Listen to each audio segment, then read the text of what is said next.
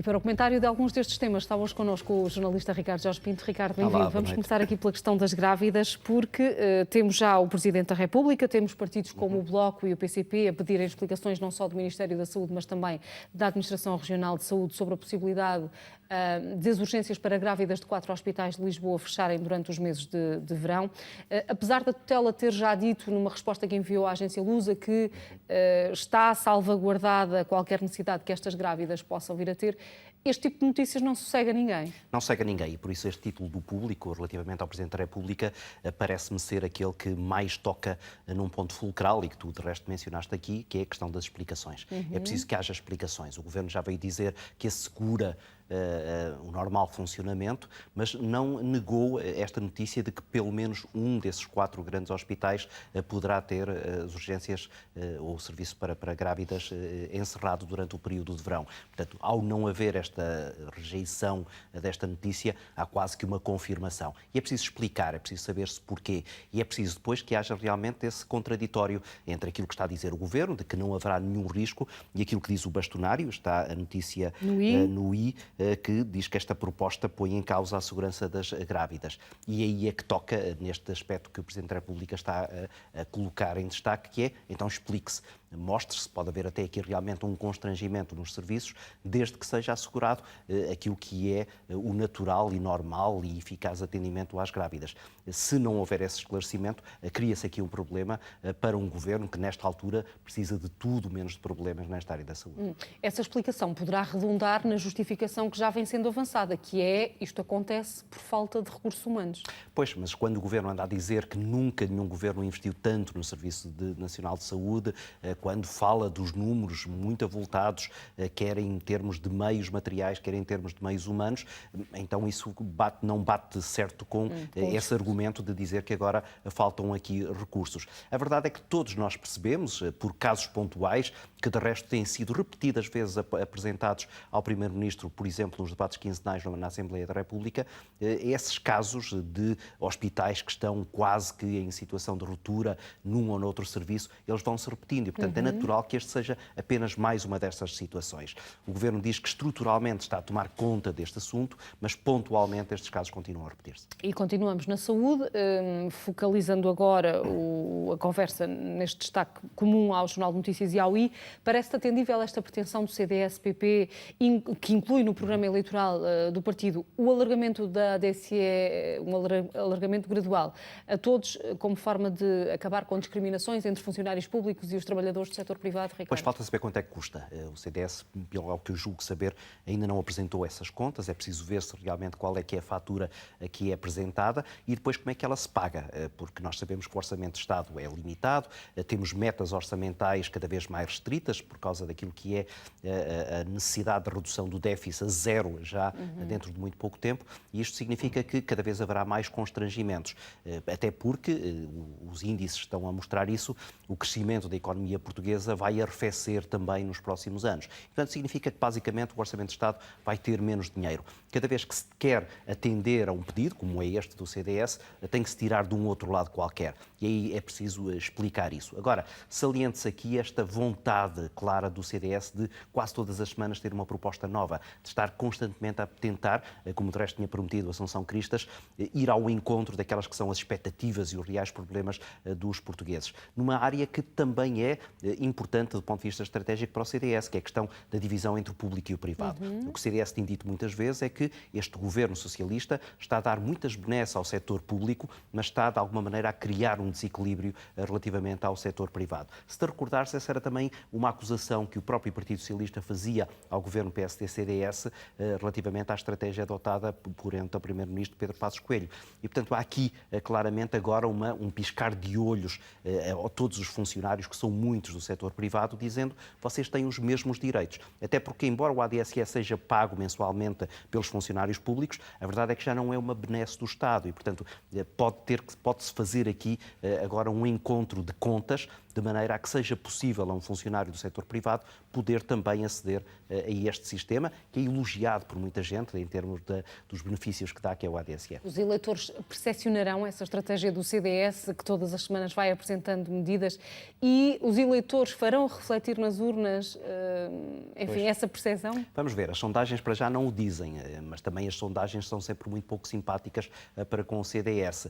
E sobretudo há aqui um problema, é que o PS está claramente a tomar conta deste jogo político. António Costa, com a habilidade que nós lhe conhecemos, conseguiu armadilhar um bocadinho aquilo que é a possibilidade de outros partidos, nomeadamente os partidos que estão mais à margem, a poderem agora ter alguma eficácia na apresentação das suas propostas. Ainda assim, quanto mais não fosse, isto destaca o CDS relativamente ao PSD, porque claramente contrasta esta apresentação sistemática de propostas com um PSD que basicamente se aliou dessa necessidade. Muito apagado, sem ideias, as poucas ideias que lhe conhecemos são ideias até um bocadinho atabalhoadas, como aquela de deixar lugares livres no Parlamento se a abstenção fosse muito elevada. Enfim, ideias que não me parecem neste momento coadunáveis com as ambições que o PSD tem, e legítimas, de conseguir ser governo na próxima legislatura. O que me leva a perguntar-te, a reboque até desta frase em título no Negócios, se o PSD está em queda livre há 3 meses,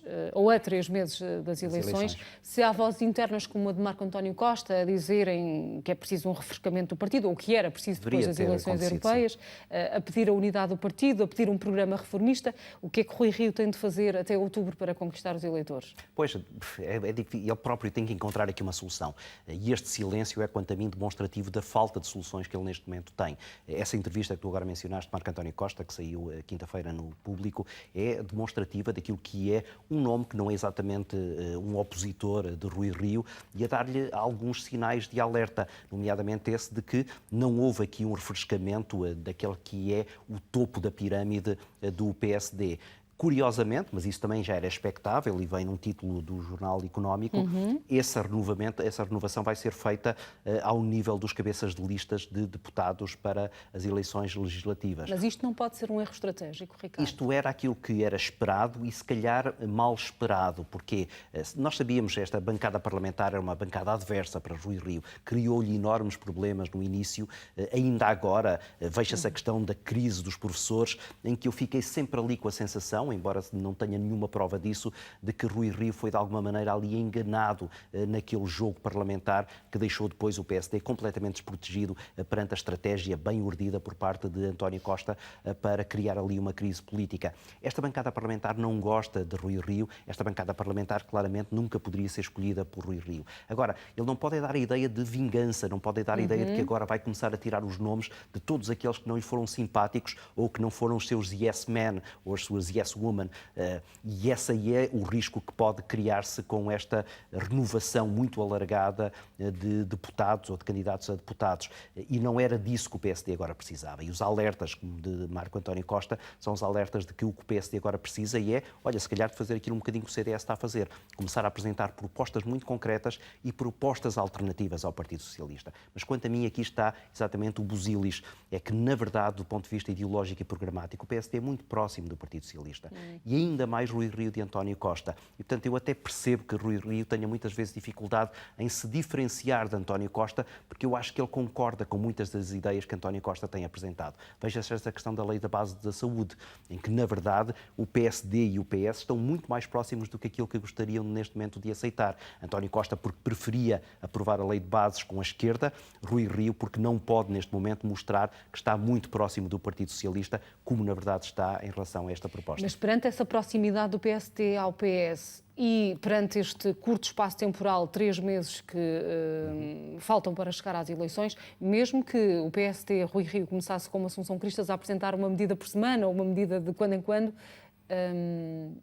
teria tempo, em 3 meses, para enfim, dar a volta. A política tem ciclos muito rápidos agora. Basta que aconteça alguma coisa, basta agora acontecer um problema com os incêndios, um problema num hospital, um problema com um serviço público que tem sido muito foco de atenção por parte dos partidos da oposição. Alguma coisa que corra mal pode imediatamente transformar aquele que é esse ciclo de crescimento do Partido Socialista face ao PSD. E, portanto, também é possível que Rui Rio esteja a guardar os cartuchos finais para um momento em que os ventos políticos lhe sejam mais favoráveis, em que ele tenha até um palco mais simpático para apresentar essas suas ideias. Esta, na altura, verdadeiramente não é. Agora, vamos entrar numa espécie de silly season. As pessoas no verão não gostam muito de falar de política. Eu diria que final de agosto e início de setembro vão ser as semanas cruciais para Rui Rio se afirmar. Manchete do Negócios. 9.000 empresas portuguesas exportaram nos últimos 10 anos.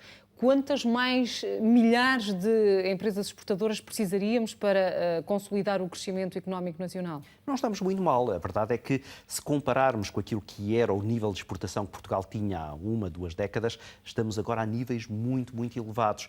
E o que é ainda curioso e é interessante e é saudável para a economia portuguesa é que, apesar desse impulso enorme que as exportações tiveram nos últimos anos, as exportações ainda continuam a crescer e continuam, e esse é um sinal, quanto a mim, ainda mais saudável para a economia portuguesa, continuam a aparecer ainda novas empresas que estão a apostar na exportação, ou seja, não são aquelas que já estavam instaladas, que estão agora a aumentar o seu nível de negócios. Aquilo que o Jornal de Negócios diz aqui é que surgiram 9.000 novas empresas a exportar nesta última década. E isso é um sinal de enorme vitalidade da economia portuguesa. Até que ponto, e a tua questão é pertinente, isto será suficiente?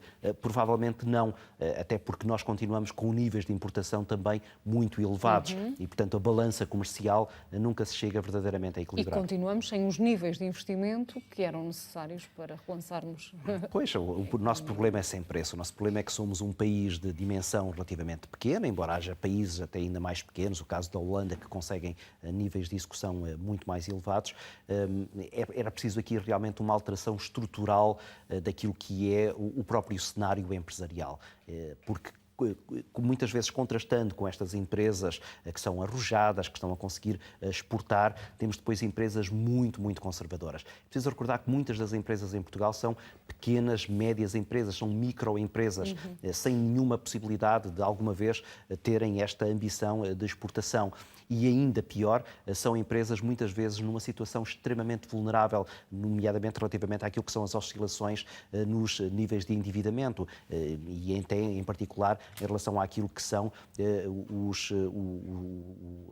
as próprias taxas de juro que são cobradas para esse mesmo endividamento. Há aqui agora um fator favorável para todos nós, que é o facto do BCE querer cortar as taxas de juro e prometer ainda mais incentivos. Isso pode, de alguma maneira, ajudar Portugal, até porque, como diz este título aqui, muitas destas empresas exportadoras estão a exportar para a União Europeia. E, portanto, se a União Europeia continuar a ter estes auxílios por parte do Banco Central Europeu, talvez nós nos safemos. Depois, cá dentro, temos o setor da construção civil a registrar a maior subida desde 1997, diz-nos aqui o público. Mas lá está, é o tal problema, isto pode ser o reflexo da tal bolha imobiliária de que muito se tem falado e que os especialistas alertam que pode rebentar a qualquer instante. Pois, o problema é que estas pessoas que estão a comprar estas casas, que estão a dar este alento à construção civil, são pessoas, famílias que estão a endividar-se e a endividar-se a níveis também muito elevados. Qualquer pequena mexida, qualquer pequena crise económica, e nós sabemos que essas crises são cíclicas, elas vêm aí, não sabemos se vai demorar 2 anos, 3 anos, mas sabemos que estão aí à porta. Quando essa crise surgir, vamos ver até que ponto este setor do imobiliário consegue resistir. Ainda por cima, para agravar tudo isto, está também o facto de, até por causa dos Airbnbs, por causa deste aumento do turismo, sobretudo nas maiores cidades, Porto e Lisboa, está-se neste momento muitas vezes a construir para negócios que não são verdadeiramente de habitação primária e, portanto, isso ainda cria maiores problemas no caso de, eventualmente, todo este edifício da construção civil poder derrocar-se com uma qualquer crise financeira. Olhando aqui para o público, percebe-se que não estão fáceis as negociações entre os líderes europeus para escolher os nomes para liderar as instituições europeias durante os próximos 5 anos. Há uma nova reunião marcada, entretanto, para dia 30 deste mês. Estas dificuldades nas negociações revelam o quê, Ricardo? Que, enfim, há mais interesses políticos no meio disto tudo do que propriamente interesse em escolher alguém que melhor responda aos problemas europeus? Sim, mas isso sempre houve, Fátima, isso não é novidade. A novidade aqui, quanto a mim, são duas. Uma é uma maior pulverização do Parlamento Europeu, aquelas duas grandes famílias que basicamente controlavam aquilo que depois era a distribuição de lugares, já não têm agora maioria, nem sequer conseguem uma maioria estável, e isso obriga naturalmente os partidos, as famílias políticas, a procurarem soluções que são mais difíceis de atender. Depois, há um outro problema, é que, na verdade, olhando para aquele que são o leque das opções, começa-se a perceber a fragilidade de alguns dos nomes. E um deles era o deste, Manfred Weber. Era um nome que começou a ser criticado, mal quase foi apresentado, desde os seus apoios ao governo húngaro de Viktor Orbán, até aquilo que são as suas debilidades nos apoios que deu a determinadas propostas que claramente são rejeitadas por outras famílias políticas. É muito difícil seria muito difícil que ele fosse escolhido. Agora, onde é que se vai buscar? Vai-se buscar à família liberal, que também que tem uma votação relativamente baixa, vai-se buscar à família socialista, que também tem as dificuldades que nós sabemos. Curiosamente, começa a aparecer o nome de Angela Merkel, que tinha rejeitado essa possibilidade, mas a verdade é que ela está de saída do governo alemão, fica disponível no mercado, chamemos-lhe assim, e começa a ser apoiada, desde já dentro da própria Alemanha, e quem sabe não será o trunfo que sai dessas negociações que vão acontecer no final deste mês. Vamos ainda a Donald Trump a dizer que o abate do drone americano pelo Irão no Estreito de Hormuz foi um erro enorme, e tivemos a notícia de que o Presidente dos Estados Unidos chamou os líderes do Congresso e dos serviços secretos por causa deste incidente, mas não revelou ainda se vai retaliar, se não vai. Que resposta é que tu achas que Trump vai dar nas próximas horas? Mas eu acho que ele está a fazer também uma gestão política disto. Ele está um ano de umas eleições que não vão ser fáceis, apesar da economia estar muito bem, apesar de haver sondagens que, diz ele, lhe dão vitórias em vários estados, mas a verdade é que há outras sondagens, muitas sondagens, a dizer que ele está atrás dos democratas. E isso pode lhe causar problemas e obrigá-lo àquilo que muitas vezes alguns presidentes já fizeram in extremis, que era criar uma guerra, mesmo que artificialmente, para conseguir níveis de popularidade que não conseguiram ao longo do seu mandato. E esse é o risco que está neste momento em cima da mesa. Mas essa decisão terá de ser sempre aprovada pelo Congresso. E esse é o grande problema de Donald Trump. Aliás, Donald Trump tem vários problemas. Começa logo por esse, que é, sem uma aprovação do Congresso, a margem de manobra dele é muito limitada, e ele tem agora uma maioria democrata na Câmara dos Representantes, apesar de ter uma maioria no Senado. E depois tem um outro problema, é que ele nem sequer tem neste momento um chefe do Pentágono. Shannon, que era o secretário de Estado da Defesa, demitiu-se agora, esta semana, foi substituído por um interino que vem do Ministério da Defesa, do secretário da Defesa, não tem exatamente os créditos que eram necessários para este cargo.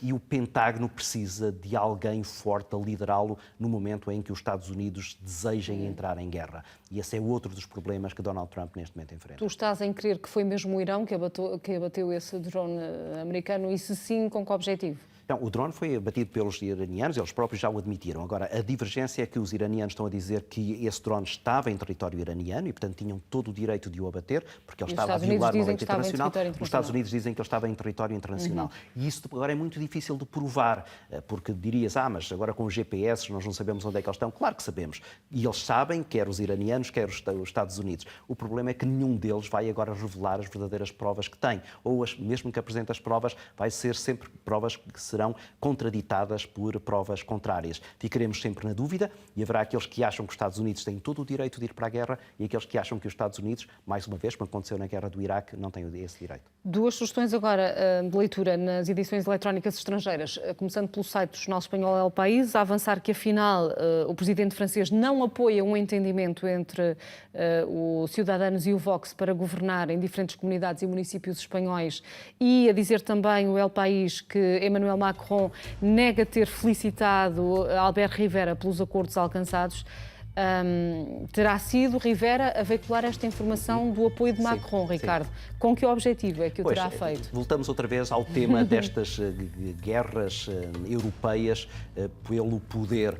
A verdade é que havia aqui entendimentos que se pretendiam, nomeadamente, de procurar encontrar dentro da família dos liberais, que Macron agora está a liderar, uma solução que passasse até pelo próprio cabeça de lista dos cidadãos nas eleições europeias. Esse projeto parece estar agora a cair e esta frase de Macron dizendo de forma muito clara, ou mandando dizer através do seu porta-voz, que ele não tinha congratulado os cidadãos por estes acordos com o Vox, mostra que, na verdade, Macron não está assim tão próximo dos cidadãos como os cidadãos gostariam de estar neste momento a comprovar. Por outro lado, isto tem também repercussões internas, porque a verdade é que esta proximidade entre os cidadãos e o Vox, que é um partido de extrema-direita, está a causar enorme polémica junto de uns partidos que tinha, neste momento, algumas aspirações de ser uma peça-chave naquilo que é o entendimento para a estabilidade política em Espanha. E a nível europeu, o que é que este mal-estar pode desencadear? Porque esses acordos dos cidadãos com a extrema-direita, o Vox,